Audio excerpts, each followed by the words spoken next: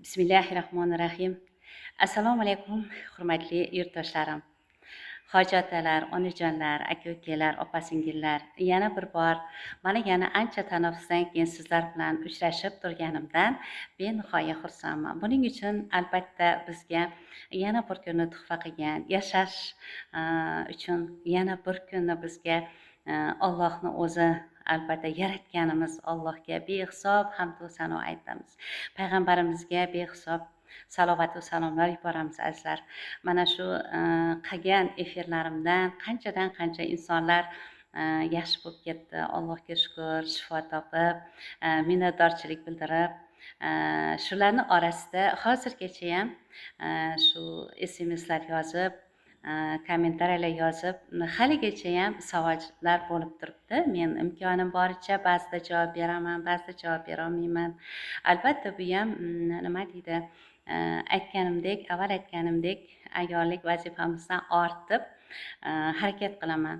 Ba'zida javob bera olmagan bo'lsam uzr so'rayman. Hurmatli yurtdoshlarim, keling gapni ko'paytirmaylikda. Biz yana bugun sizlarga bir yaxshi muolajani tayyorlab ko'rsataman. Bu albatta kimlar uchun? Radikulit bel og'rig'i borlar uchun. Ya'ni radikulit bilan grijani aralashtirib yubormang deyapti. Radikulit birdan turganingizda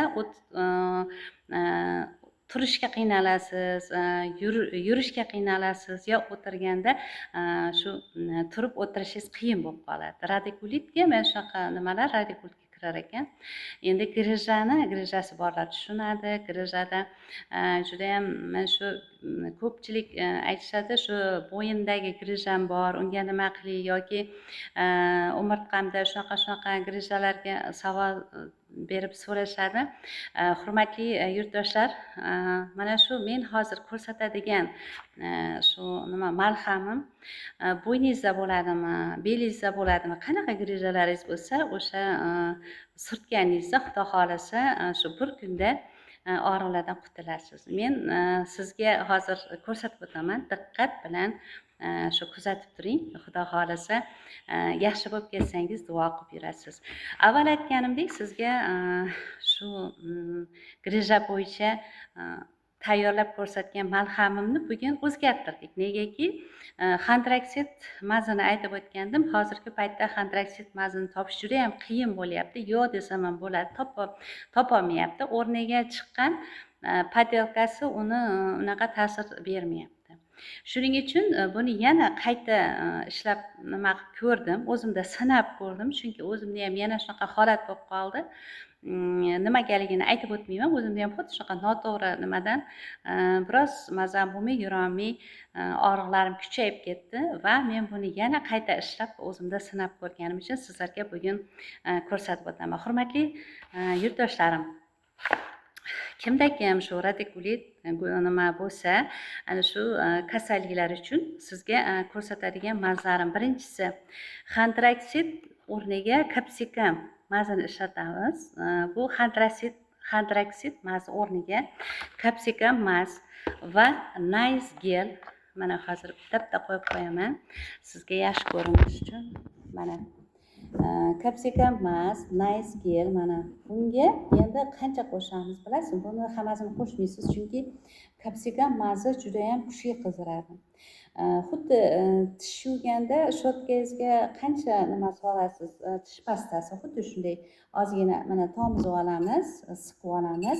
O'sha tish yuvadigan pastamizni ustiga ketadigan nimada keyin unga nice gelni ham yarmini qo'shamiz, hammasini qo'shmaymiz. Birinchi nima qilayotganimiz, keyin mana spirt, 50 gram spirt va toza asal olib kelib qo'yganman. Mana shu asaldan 50 gram asal qo'shasiz. Hammasini mana shunaqa idishdan qo'shib aralashtirasiz va buni o'sha belingizdagi, ko'proq belda og'riq beradi, o'sha belingizga yaxshilab singdirib, surkab, keyin plyonka bilan belingizga nima qilib yopishtirib bog'lab yurasiz. Buni masalan bugun bog'lasangiz, ertagacha yechmang. Ertaga yana uni nima qilasizda, biroz quritib olib, kechki paytga yana bog'lasangiz bo'ladi. Xullas, birinchi kunda og'riqlardan qutulasiz. Bu malhamni sizga men bir haftaga nima beraman. Men chunki bugun mana 4-kun bo'lyapti, lekin yaxshi yo'qman, og'irlab qolgan, baribir ham to'xtatganim yo'q. Shuning uchun buni sizga ham ilindim. Issiq bo'lgani uchun bu biroz qizdirib, nima deydi, xuddi kuyganday guvillatib qizdirdi. O'sha paytda agar siz nima bo'lsa, sizda lohas bo'lib shu qizdirgani sizni yuragingizga tushgan bo'lsa, tushib qolsa mabodo, vlajniy salfetka bilan yoki bir nimani nima issiqqina suvga, issiqroq suvga nima qilib salfetkani artib qo'ysangiz bo'ladi. Lekin bog'lashni kanda qilmang, bog'lab qo'ying. Hamma vaqt yechganingizdan keyin belingizni bog'lab yuring. Xudo xohlasa shu malham bilan og'riqlardan qutulib, bemalol bel og'riqlar yo'qolib ketadi. Bu nima uchun? Buni o'sha grijani yo'qotadimi deb savol berishingiz mumkin. Yo'q, bu grijani yo'qotmaydi. Grijani nima uchun bizga og'riq beradi? Yallig'lanish bo'lgani uchun. Shu uchun mana shu yallig'lanishni oldini oladi. Ular o'sha spirt ham, asal ham, bilasiz, shamollashni oladi. Bu kapsikam, maziyam o'sha qizdirib shamollashingizni yaxshi qiladi. Endi ikkinchi bir nimani yana ko'rsatib o'taman. Agar oyog'ingizda shish bo'lsa, masalan, tizza og'riqlari uchun oyoqlaringizda shish bo'lsa, tizza shishgan bo'lsa, shu oyoqqa berayotgan bo'lsa, unda sizga buni ham uyda sinab ko'rdik. Xo'jayinimga ishlatgandim. Oyoqlari og'rib, tizzalari yana shishib qolgandi. Yo'q, bir marta nima qilganimdan birdan og'rib qoldi deb, u kishi ham mana 3 kun qildim, yaxshi bo'lib ketdilar. Endi shuni sizga ham ko'rsataman. Mana Minavazin spirt aytib qo'ying. Komfortniy masla. Bilasiz, komfortniy masla ham shamollashni oladi, o'sha nimani qaytaradi, shishlarni. Bu Minavazin qizdirish xususiyatiga ega. Keyin mana spirt. Bir flakon va bilasizmi, yana bunga yod tomizib yuborasiz. 3-4 tomchi buni nima qilgandan keyin yod tomizsangiz bo'ladi. Aralashtirib va 2 dona diklaberil. Mana shu diklaberil, bilasiz, buni shamollaganda olinadigan ukol, lekin buni 2 ta ampulasini mana shu nimalarga aralashtirib, Xudo xohlasa, men shuni nima qilgandan keyin, aralashtirgandan keyin o'sha tizzangizga yaxshilab surkab, yoki bo'lmasa bir nima deydi, paxtagami, shimib olmasligi kerakda. Shu paxtagami buni nima qilib, keyin oyog'ingizga boylasangiz, tizzangizga bog'lasangiz, Xudo xohlasa tezda shishlarni qaytaradi va og'riqni qoldiradi. Agar og'riq kuchliroq bo'lsa, analgin tabletkasidan 2 donasini ezib sog'oring. Agar og'riq kuchli bo'lsa, bo'lmasa shart emas. Mana shu qazar tizza og'riqlari uchun ham ko'rsatdim. Mana grija radikulit uchun ham ko'rsatdim. Xudo xohlasa mana shularni qilsangiz, sog' salomat bo'lib keting. Mana shundan foyda qilsangiz agar kommentariyaga yozib qo'ying.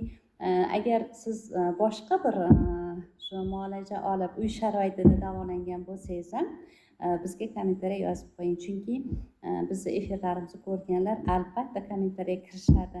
Kim nima deb yozgan, shundan yaxshi bo'lganlar bormi yoki boshqa bir muolaja qilib uy sharoitida davolaganlar bormi deb so'rash mumkin. Chunki azorim doktorda yotganingiz bilan bu grija yoki tizza og'riqlari yaxshi bo'lib ketmaydi. Vaqtincha yotasiz, katta pulingiz ketadi, vaqtingiz ketadi.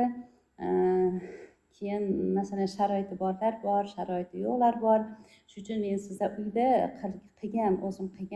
o'zimni boshimdan o'tgan, sinalgan nimalarni mana ko'rsatib o'tdim. Xudo xohlasa mana shularni qilib yaxshi bo'lib keting, sog' salomat bo'lib yuring. Shu kimgadir kerak bo'lib qolar deb yana shu efir qilishga qaror qilib mana efir qildim. Xudo xohlasa yaxshi kunlarda ko'rish nasib qilsin.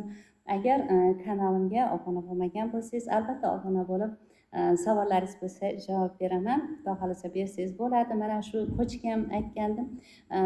Bundan mana 4 yil bo'lyapti. Pochkam juda ham kuchli shamollab, 40 daraja shamollaganimda ham shu bir marta davolandimda, keyin shu giyoh ichyapman dedim. Mana shu Xudoga shukr 4 yildan beri shu damlamalar ichib qayta yotmadim davolanishga ham, boshqa dorilarga ham muhtojligim bo'lmadi. Ilohim bo'lmasin. Sizga ham mana shu haqida nima bergandim. Endi 2-3 yil bo'lib ketdi unga ham.